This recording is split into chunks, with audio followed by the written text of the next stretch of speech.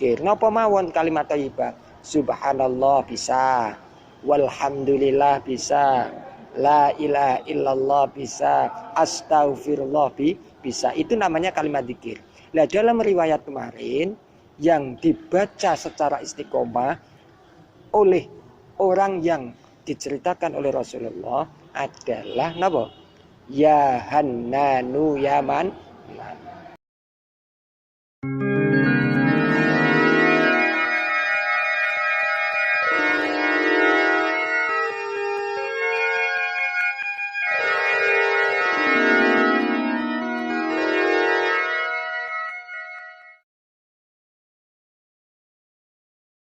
Ayat ke-157 surat Al-A'raf. Saya baca, kemudian saya artikan, dan kemudian saya kasih gambaran sesuai dengan tafsir ulama-ulama terdahulu. Alladzina yattabi'una rasulan nabiyyal ummi alladzi yajidunahu maktuban.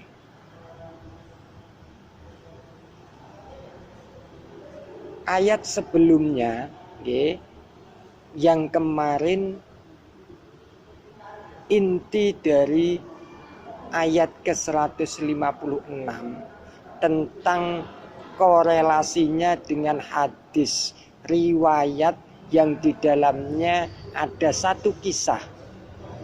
Kisahnya nopo kemarin? Keistiqomahan atau aktivitas yang berupa zikir seseorang, seorang hamba kepada Tuhannya karena istiqomah selalu dilakukan dengan kesabaran dan keikhlasan, sehingga zikir yang dia ucapkan ketika di dunia itu bisa terus istiqomah dia baca sampai ketika Allah walaupun kemudian menakdirkan dia masuk neraka. Itu lo pentingnya zikir tenriku. Jadi zikir sing nang donya itu yang sudah kita baca mulai kecil, mulai kita mulai kita paham tentang kalimat zikir. Utawa nek bahasane cah santri niku ada namanya kalimah thayyibah sing biasane digawe di zikir. Napa mawon kalimat thayyibah?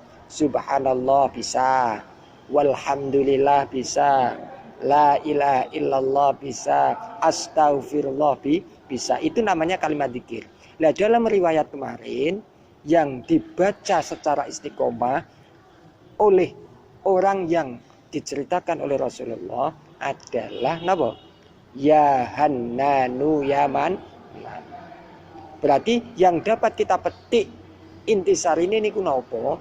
Kita di dunia ini monggo untuk selalu istiqomah di zikir. Zikir niku napa? Ini yang dimaksud zikir adalah zikir qauli, ucapan yang diucapkan sehingga dari ucapan ini kita ingat Allah. Mergo zikir itu macamnya kata. Segala sesuatu yang kemudian kita ingat kepada Allah itu sudah zikir. Contoh jenengan jadi guru, ngulang siswa, kemudian eling siswa iki sok ben jadi anak sing soleh, anak sing apik. Kemudian taat kepada orang tua, taat kepada Allah. Lah, ini wis masuk zikir. Kalau jenengan umpama jadi penjahit, kemudian menjahit satu pakaian, pakaian kekinian, kemudian jenengan buatnya pakaian tadi, kemudian berpikir ini kira-kira kalau saya pakaian ini nanti menjadi trending, saya buat seperti ini, itu patut gak sesuai agama? Allah suka gak pakaian model gini? Kalau begini, ini sudah menutup aurat gak? Lah, ini sudah masuk kategori apa? Zikir. Tapi yang dimaksud ayat ini zikir yang berupa apa? Qauli, ucapan. Yang sehingga kita berucap, kemudian hati kita dan pikiran kita sinkron kepada Allah. Sehingga mengucapkan apa? ya Hanan ya Manan. Nah berarti kita, apa yang sudah kita baca setiap hari, baik itu setelah sholat, atau ketika kita diam, atau ketika kita aktivitas, moco terus, zikir, ingat kepada Allah, harapannya seperti dalam riwayat hadis. Kok kemudian sok ben umpomo mergo saking akeh dosane mlebu neraka, nang jero neraka isa-isa nerusna zikir. Kemudian ada takdir lain yang kemudian menjadikan dia itu diangkat dari neraka karena apa? Bacaan itu malaikat mendengar. Ribuan hari, ribuan bulan tawaf, setelah tawaf kemudian mendengar suara dari neraka, sehingga nopo diangkat. Karena nopo dia membaca ya Hanan ya Manan. Dan dalam riwayat itu terakhir dia diangkat, kemudian malaikat memohon kepada Allah si fulan ini untuk tidak dimasukkan di dalam neraka. Karena apa? Kalimat-kalimat ini adalah kalimat yang baik, kalimat yang mulia. Maka kemudian ending ayatnya walladzina hum bi ayatina yu'minun. Dan orang-orang yang mereka dengan ayat-ayat kami mereka beriman. Termasuk apa? Termasuk orang yang membaca tadi. Maka disebutkan pada ayat selanjutnya itu tanda-tanda orang beriman perspektif ayat ke 157. Karena apa? Karena setiap ayat itu ada tanda-tanda orang beriman. Tanda-tanda beriman itu ada kalau di Al-Baqarah ada, awal-awal surat Al-Baqarah. Nah, ini orang beriman ada yang dimaksud adalah pada surat Al-A'raf ayat ke 187.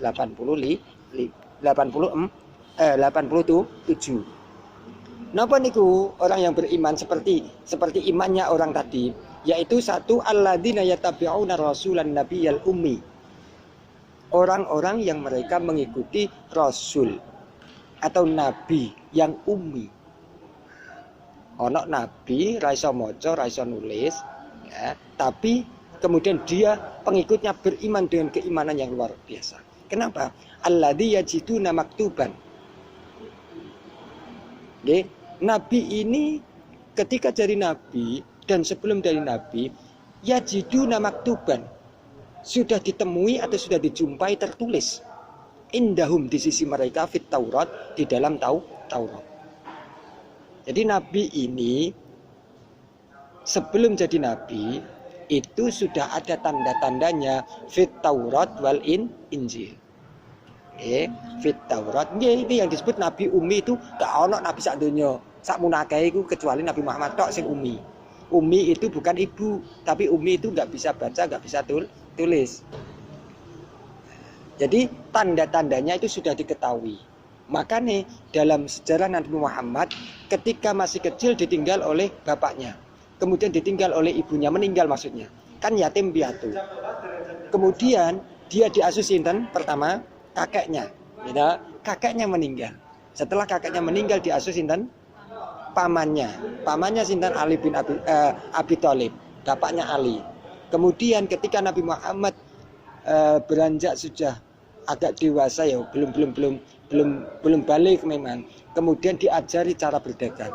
Mergo Arab itu wong Arab, wong Mekah itu carane golek nafkah, golek kehidupan itu nomor 1 itu berdagang, nomor 2 bercocok tanam, nomor 3 itu perang. Nah ini diajak ke Sam. Ini korelasinya dengan yajiduna maktuban. Mereka mendapati tertulis di sisi mereka di dalam Taurat tanda-tandanya. Maka kemudian ketika Sam dan Mekah itu kan jaraknya jauh. Ketika akan masuk negeri Sam untuk berdagang, itu kemudian karena capek lelah, maka Nabi Muhammad dan pamannya ini duduk di atas di bawah pohon. Duduk. Istirahat. Maka kemudian melintas di situ ada pendeta. Masih ingat dengan pendetanya namanya Bukhara. Pendeta dari kota Bukhari.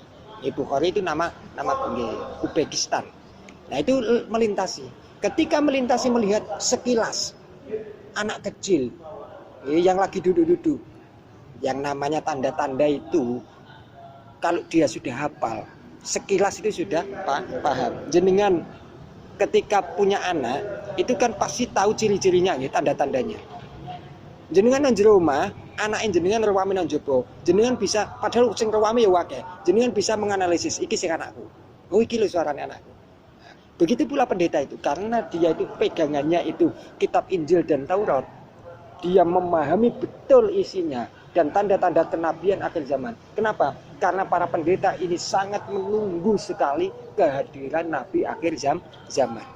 Tanda-tandanya. Kemudian ketika lewat, dilihat dari matanya ada tanda-tanda kenabian sesuai dengan ciri-ciri yang ada di kitab Taurat dan Injil.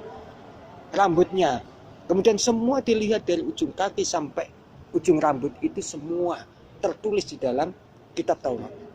Kemudian pamannya ditanya, kalau pendeta tadi tanya kepada anak kecil kan nggak mungkin, iso kalane wedi, iso kalane gak jawab. Maka pamannya ditanya, Bapak ini siapa? Abi Thalib langsung menjawab, ini anakku. Diem.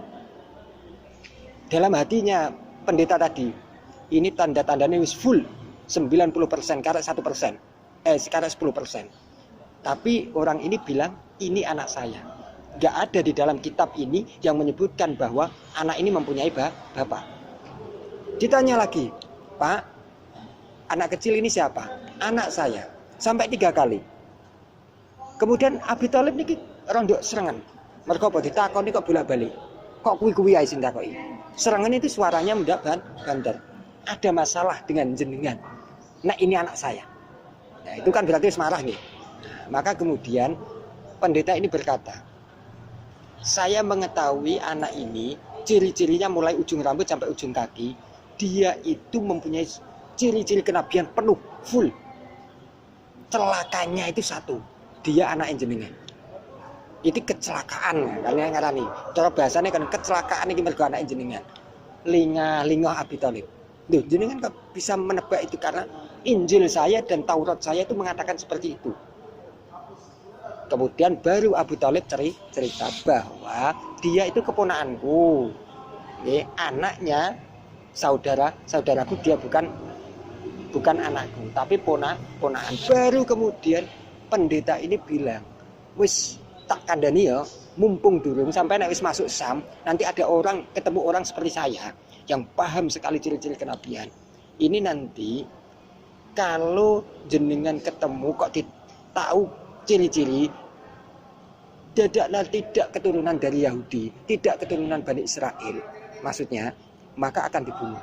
Mumpung durung, maka silahkan dibawa pulang anak jenengan. Berarti ini menunjukkan apa?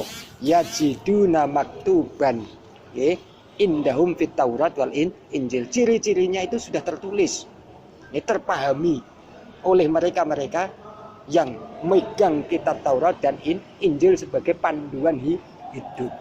Nah, ini luar biasanya. Karena apa? Mereka itu orang-orang rahib-rahib itu wis maca kemudian sangat menunggu-nunggu. Lain dilalai kan Nabi Muhammad itu nabi yang bukan keturunan Bani Israel.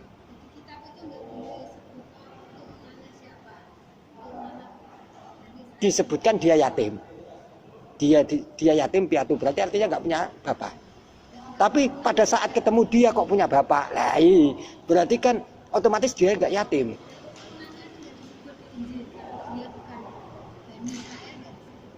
Pripun? Oh, itu nggak disebutkan, tapi harapan mereka Nabi itu semuanya itu